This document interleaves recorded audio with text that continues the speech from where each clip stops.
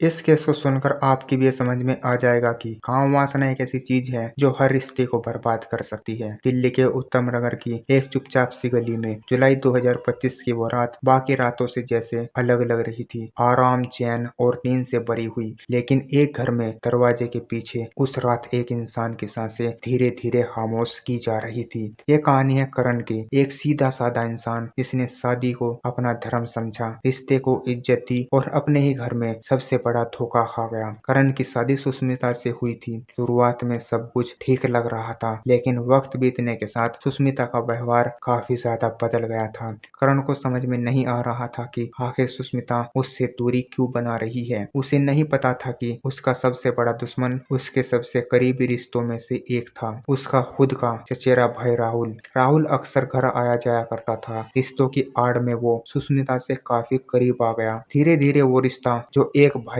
और एक भाभी के बीच में होना चाहिए था, वो खतरनाक इश्क में तब्दील हो गया। अब हुआ क्या था, राहुल और सुष्मिता को करण की मौजूदगी खलने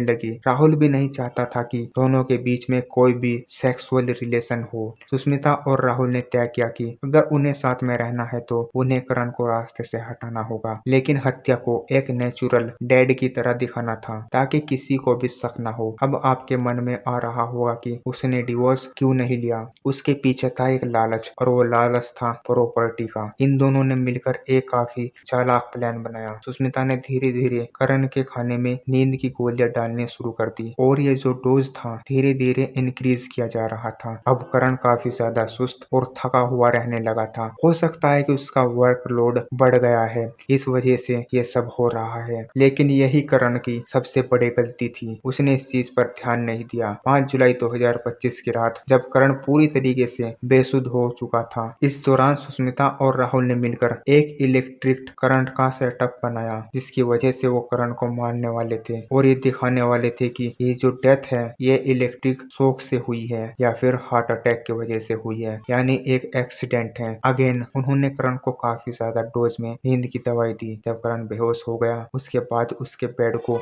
पानी से गीला किया गया ताकि इलेक्ट्रिसिटी अच्छे से उसकी बॉडी में पास हो और वो जल्द से जल्द मर जाए। ओपन वायर की मदद से बिजली का शॉक दिया गया और धीरे धीरे करण की धड़कन थम गई। इसके बाद सुष्मिता ने नाटक किया, उसने रोना धोना स्टार्ट किया और घर वालों को बताया कि कुछ वायरिंग खराब हो गई थी। उसे ठीक करने के लिए करण गए थे। उन्हें अचानक से झटका लगा, जिसकी वजह से उनकी मौत हो गई। शुरुआत में सबने इसको एक हादसा समझा, लेकिन मौत की सबसे बड़ी दुश्मन होती है सच्चाई, और सच्चाई का सबसे बड़ा दोस्त होता है सबूत। पुलिस ने जब करण के शव को उस पोजीशन में देखा तो पुलिस को काफी ज्यादा शक हुआ। करण की बॉडी को पोस्टमार्टम के लिए भेजा गया। पोस्टमार्टम रिपोर्ट में करण की बॉडी में काफी ज्यादा नींद की गोलियों की मात्रा पाई गई और जलने की काफी ज्यादा असामान्य निशान मिले। जांच शुरू हुई। पुलिस की नजर पड़ी सबसे पहले सुष्मिता के फोन पर। फोन की जांच की गई, जिसमें सुष्मिता और राहुल इंस्टाग्राम पर लाइव चैट कर रहे थे कि मर्डर कैसे किया जाए। चैट में एक लाइन थी, आज ही करना है